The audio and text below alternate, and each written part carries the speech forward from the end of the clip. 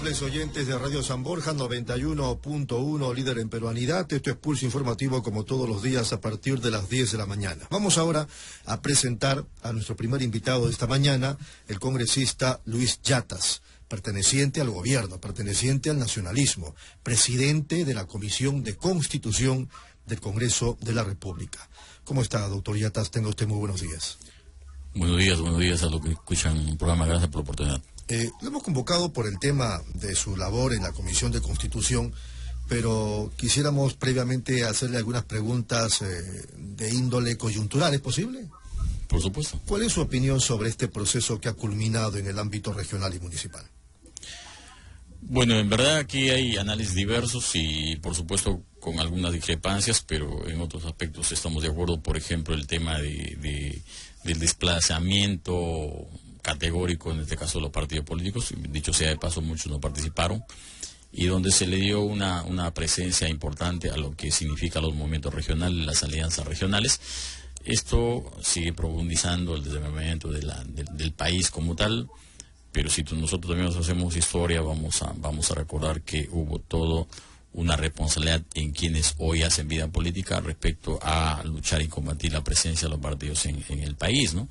Para nosotros es fundamental el partido, las organizaciones políticas. ¿Por qué no construir un partido difícil? Ustedes? ¿Por qué no participó el nacionalismo? Bueno, primero es que... ¿Fue cálculo político, cálculo personal? ¿Cuáles fueron las razones? Primero, bueno, nosotros habíamos hecho el análisis que somos un partido con mayor presencia a nivel nacional, ¿no? Porque la campaña nacional es de otra naturaleza y las campañas regionales locales son de otro tipo. Por ejemplo, hoy podemos evidenciar que las campañas electorales locales y regionales prácticamente se sustentan en la capacidad económica que tienen. Pero no me responde, ¿por qué no participaron? ¿Por qué le decía? ¿Por qué decidieron alejarse? ¿Por qué nosotros no participamos? Porque realmente veíamos una situación muy pesada en términos económicos frente a una campaña.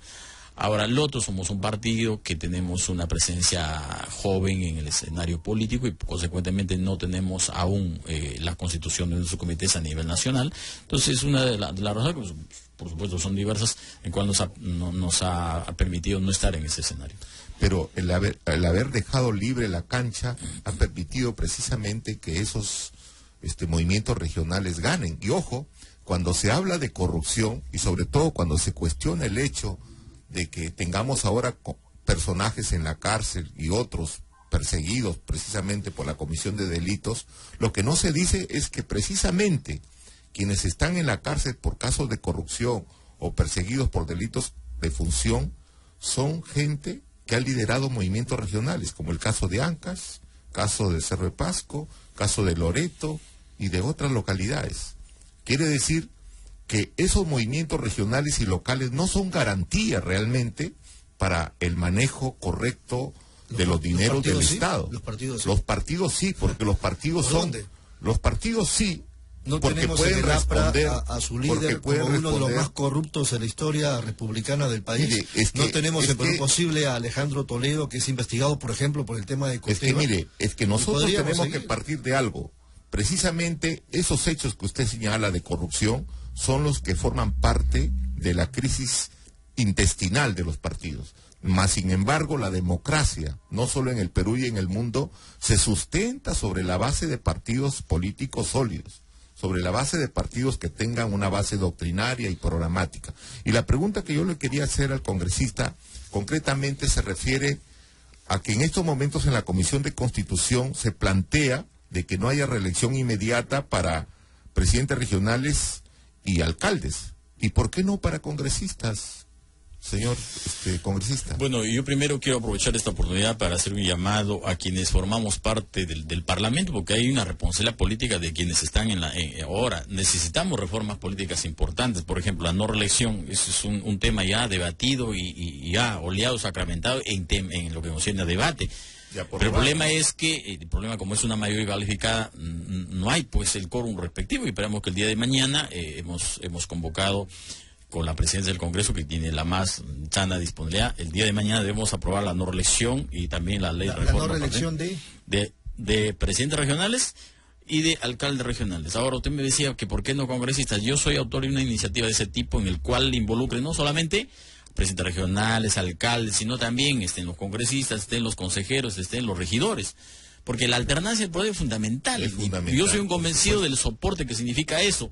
Ahora, hay algunos argumentos que dicen, bueno, el parlamentario no puede ser objeto de esa limitación porque no maneja recursos, pero no es así. No hay toda esa permanencia, ¿no es cierto? Esa permanencia, ya conoces todos los tejes y manejes de las relaciones en el propio parlamento, y por ello es que esperemos que en este caso tratar ese punto que por lo menos genere debate, ¿no? Que entiendo, cuando no hay esa disponibilidad política, bueno, entonces eso es lo que se pone extra, pero yo soy un convencido que es necesario la alternancia de poder en todas las instancias, en este caso en lo que concierne a representación parlamentaria. Por supuesto, y además los partidos tienen la obligación de formar a sus cuadros, que es lo que no hacen actualmente. El único partido que de alguna manera forma políticamente a sus cuadros es el Partido Aprista. Y no por sacar cara por el Partido Aprista, porque yo no soy militante del Partido Aprista. Tiene su corazoncito. Pero sí tengo que reconocer que es así. Pero el resto de partidos políticos no hace formación política de sus cuadros. Y por eso es que algunos personajes de las argollas partidarias, y pongo en el contexto a todos, no quieren pues que se discuta este tema, porque tienen temor a que haya precisamente alternancia en el poder, en los cargos políticos. Porque si se formaran líderes políticos, no tendríamos por qué temer el tema de la reelección o la eliminación de la reelección. Pero yo le encuentro una explicación a ese tema, porque mira, primero partimos de cómo es la persona humana. Nosotros muy difícil nos integramos en los grupos. Entonces, construir un partido es una tarea titánica, difícil en verdad. Claro, y sobre todo en un país como el nuestro, que somos tan informales en todos los extremos. Entonces, realmente construir un partido, mira lo que está sucediendo, eso de la renuncia. Yo entiendo las razones, ¿no? Pero yo, ¿por qué no entender también cómo manejar esas discrepancias? Nosotros, por ejemplo... Por dentro. Por supuesto, nosotros, por ejemplo, como partido, tenemos discrepancias, pero esas discrepancias tienen que tratarse el interior, o sea, esa es la responsabilidad política que tiene quien es militante. O sea, el ser militante es una gran responsabilidad, porque es fácil, por supuesto, fácil decir, no, hay mucha gente que tú lo escuchas que opina muy bien, pero dile, ¿cuál es tu militancia política? No está. Entonces dicen, no, yo soy independiente. No, un momentito.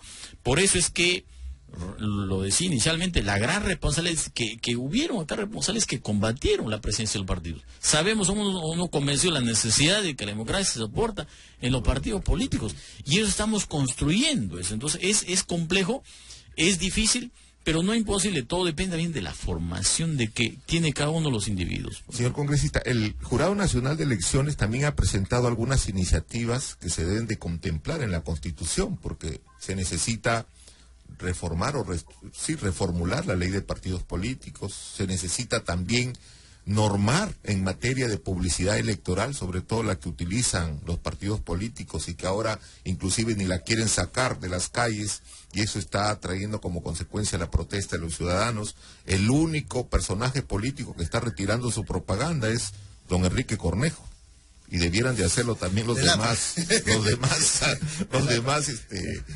candidatos, pero no lo hacen. No es porque le quieran reventar, está bien, pero es así. Entonces, frente a eso, ¿qué propuestas hay en su comisión?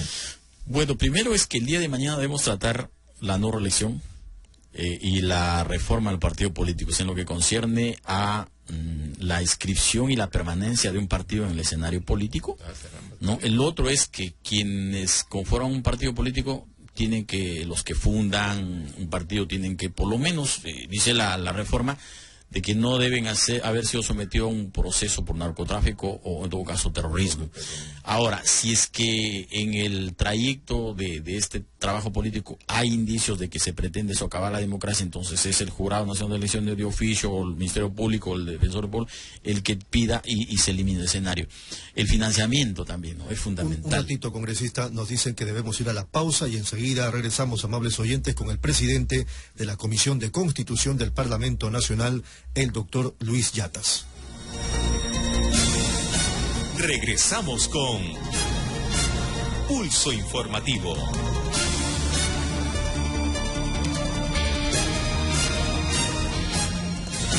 Continuamos con Pulso Informativo.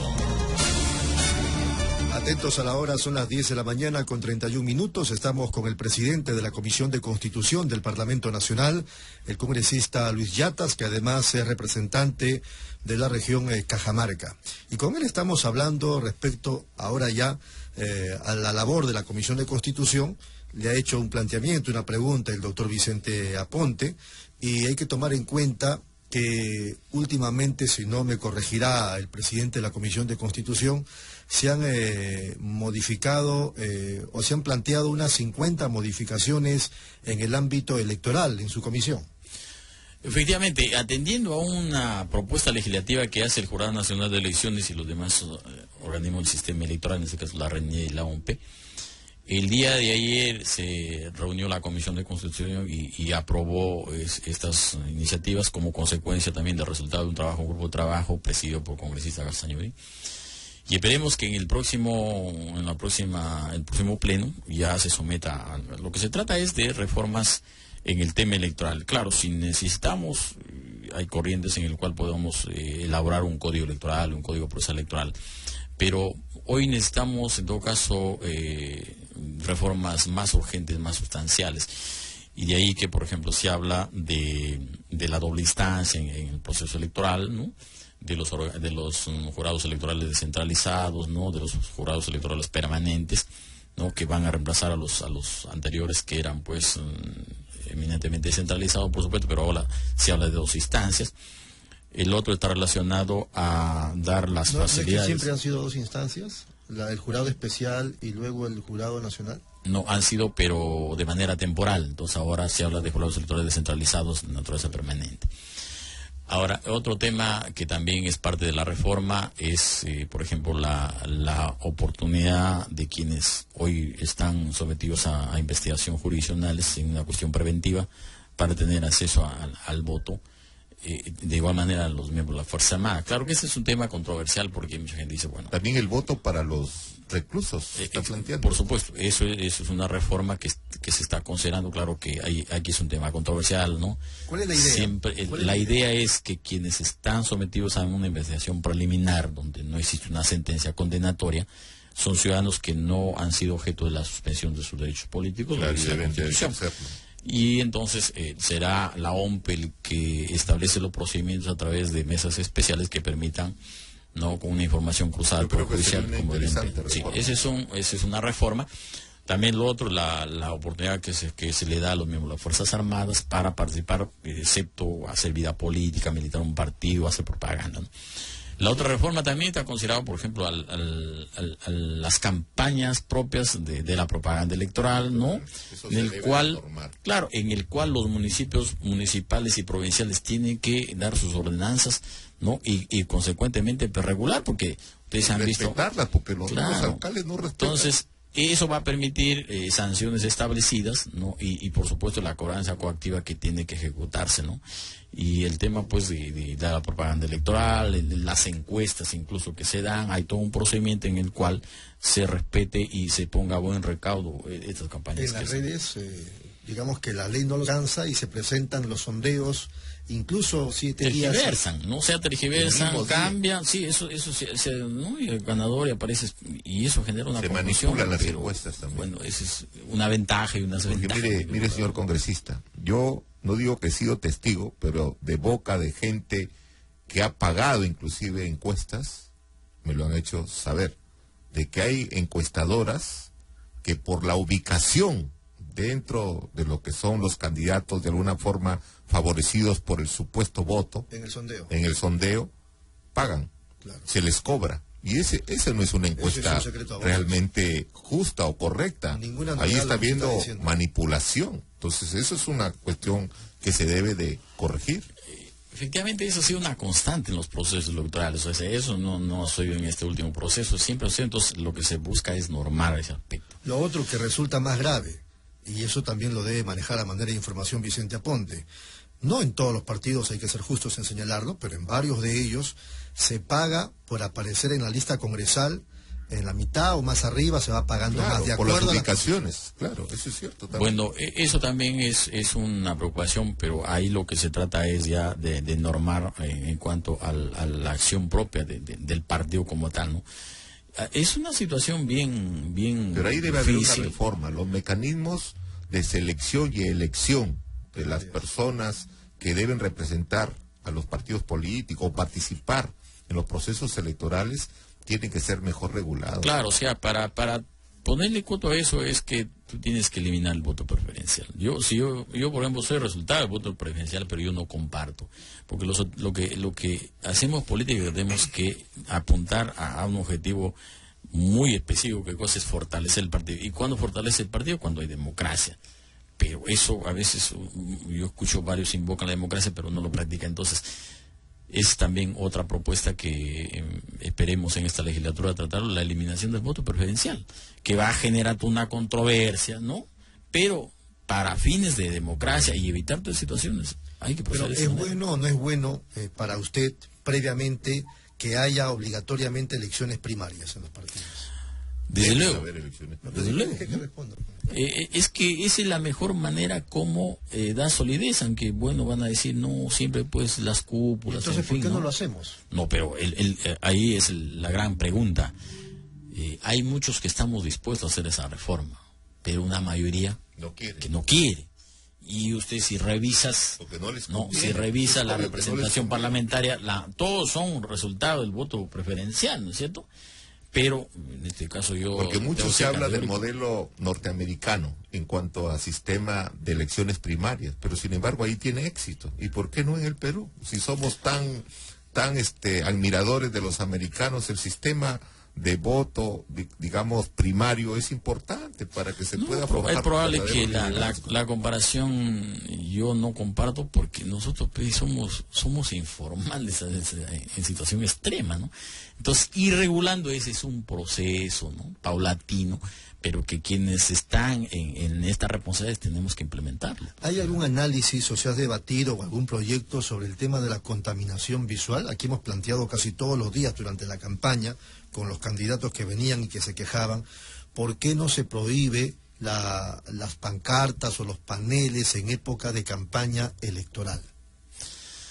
Lo que pasa es, efectivamente, en la reforma que está alcanzando el jurado, es efectivamente regular esos procesos, esas acciones de propaganda.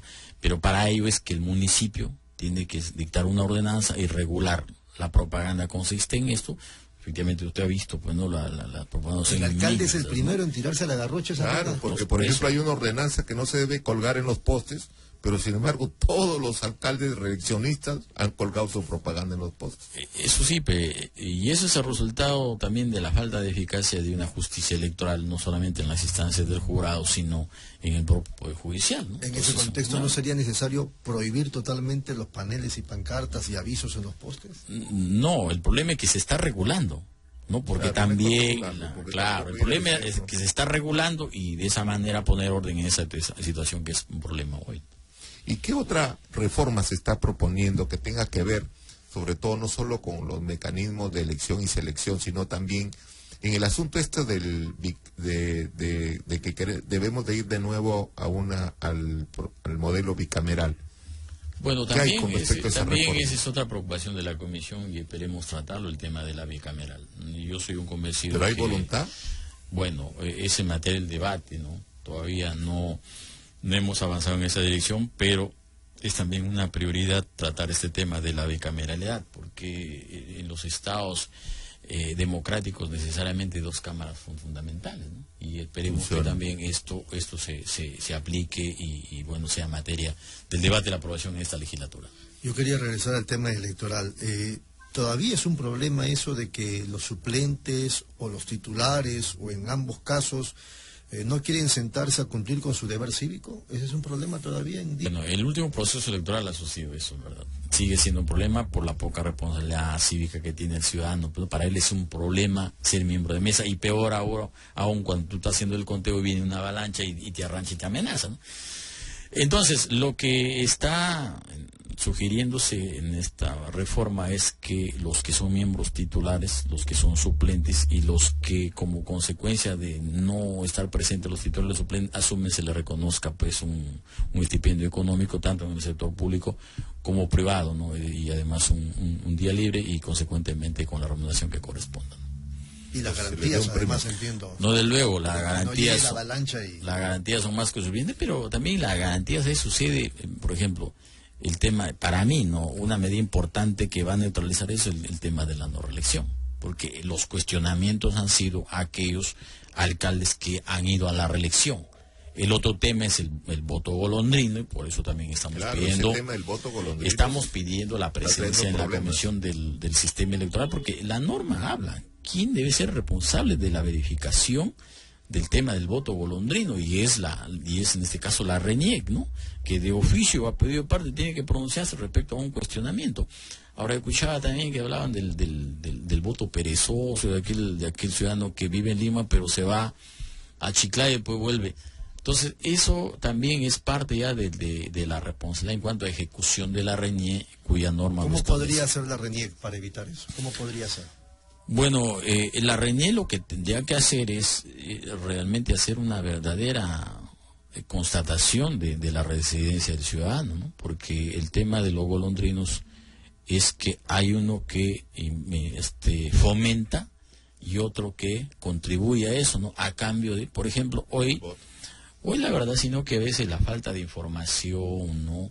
En los lugares más distantes no ha permitido eso, y el ciudadano común y corriente no conoce, pero ahora se da cuenta y sabe que ese señor ha sido reelegido porque ha traído votos golondrinos. ¿Qué ha hecho? Ha pedido el DNI, dice yo te pago la multa, entonces en la revisión, yo creo, no incluso como un control posterior al evento electoral, hacer una verificación de cuántos ciudadanos no han ido a votar. Y llama a uno y le va a decir, señor, ¿usted por qué no se fue?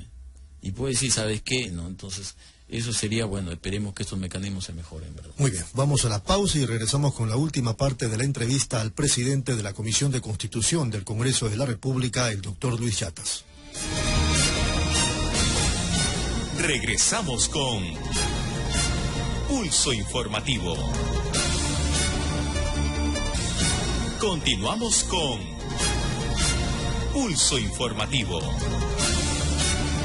Atentos a la hora, son las 10 de la mañana con 46 minutos. Estamos conversando con el presidente de la Comisión de Constitución del Congreso, el parlamentario Luis Yatas, contemporáneo de mi amigo Abraham Rojas y de quien habla, está por los 50 años.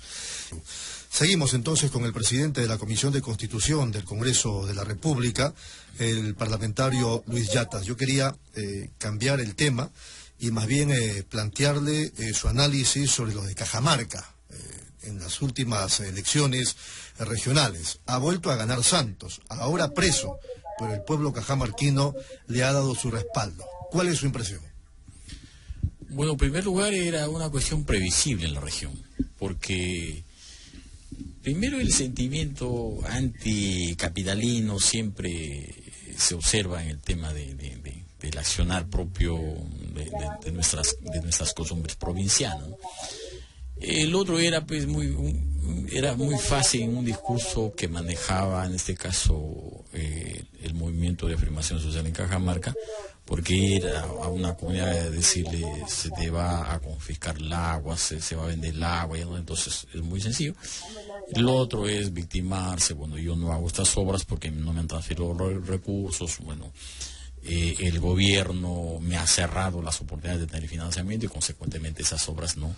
Eso ha permitido neutralizar toda una sospecha de un mal manejo en la administración pública y que ha dado como consecuencia una detención preliminar, ¿no? Y bueno, pero para Cajamarca realmente, para los intereses de Cajamarca, para el desarrollo de Cajamarca, eso nada es bueno, pero esperemos que haya los puentes respectivos con quienes van a asumir la responsabilidad de gestión del gobierno regional. Yo sé que hay esa intención. Tengo la impresión como que usted quiere decir que, en otras palabras, las comunidades en Cajamarca son comunidades aborregadas y estrechamente vinculadas a lo que les dice la gente, la dirigencia de la izquierda.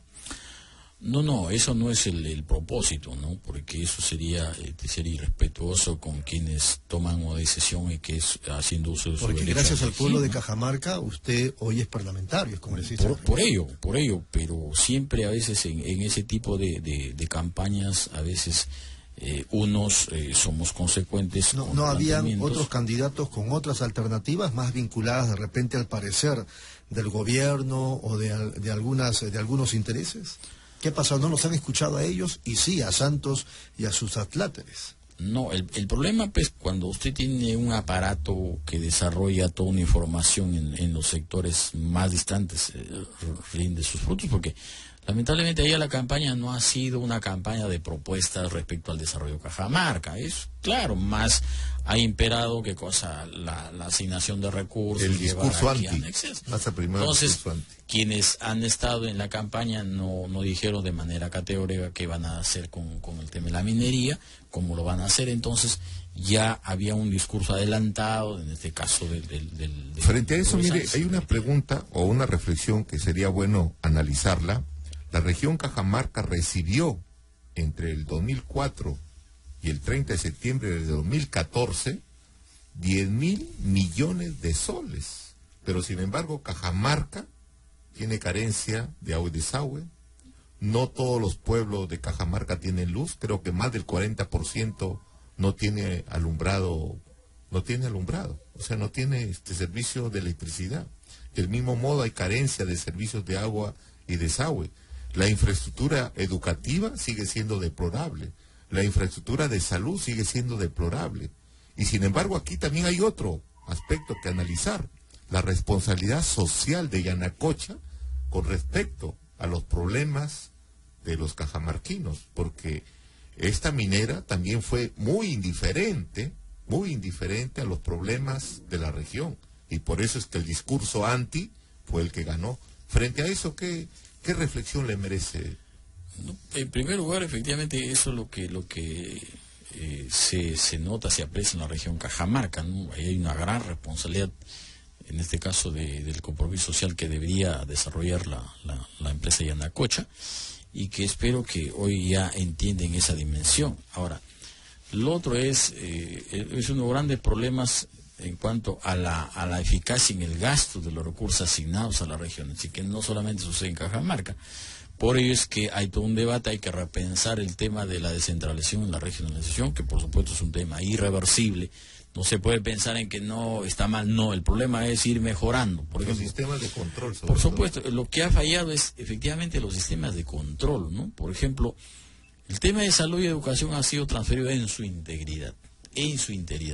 Y ahí hay un problema en cuanto para controlar la ejecución de obras importantísimas que es en Cajamarca. Por ejemplo, en el tema de salud, hoy se está construyendo un hospital 2 en Jaén, con recursos asignados por el gobierno regional, ¿no? Hoy ya hay un avance 15% en lo que concierne avance físico y un 60% del avance financiero. Un proyecto financiado más de 76 millones, pero con los adicionales ya supera los 80, pero que no tiene, por ejemplo, supervisor del agua. Claro. Entonces, esa es una 15% evidencia. De avance físico y 60% Así es. de avance financiero. Y no hay, claro, pero no hay supervisor. Imagínate, es una violación flagrante de la ley de contrataciones. Pero eso es lo que sucede. Ahora, eso es solamente en ese aspecto. Después, hay otras obras, ¿no?, que han iniciado, pero que no se culminan. Entonces también, o sea, es todo un tema pesado que es parte de ir saneando respecto a los controles, ¿no?, a la eficacia en el gasto público, al problema de transparencia en cuanto a los recursos, que no es solamente eso de parte del gobierno regional, sino que también en los gobiernos locales y por supuesto la propia burocracia del Estado. Muy bien, para culminar, ¿usted es un asiduo visitante de Palacio de Gobierno o está al margen de la cúpula gubernamental? Bueno, eso de ser asiduo, no, nosotros simplemente acudimos cuando se tiene que coordinar temas a nivel de lo que concierne a iniciativas legislativas. ¿Con quién coordina usted? ¿Con Nadine, con Ollanta, con Ana Jara o con Freddy Otárola? No, bueno, yo tengo ¿Con quién conversa? No, ¿Quién es de los cuatro? Yo tengo que coordinar con todos. ¿Con quién se siente, digamos? No, sin hacer especial atención a alguien, ¿no? Todos por su nivel, ¿no? Y de acuerdo a las necesidades que necesita la coordinación para hacer más efectivo la labor como parlamentario. ¿Nadine será candidata presidencial? No, bueno, eso ya está definido, que ella no tiene esas pretensiones. ¿Será cabeza de lista del Congreso? Bueno, en ese tema también en materia de pero eso en ese aspecto sí es su derecho. ¿Y si el pueblo le pide a Nadine que sea candidata? No, pero hay un impedimento legal y eso. Pero de repente se divorcia. Yo considero que debe ser. No, pero esos son supuestos que puede suceder Congreso mañana, pero ahora estamos hablando de un hecho real, ¿no? La ley es clara, hay una aprobación Llegaría expresa. a ser una buena congresista. Ahora que que tenga que, claro, es su derecho, pues, en el escenario del Parlamento, bueno, eso te estoy, pero es parte ya del análisis que en este caso el partido tendrá que llegar a conclusiones respecto ya muy cerca a un proceso electoral. Muy bien. Congresista, ha sido muy amable, muchísimas gracias. Gracias a ustedes y muy buenos días. Muy buenos días al doctor Yatas, Luis Yatas, congresista de la República, pero además presidente de la Comisión de Constitución del Parlamento Nacional.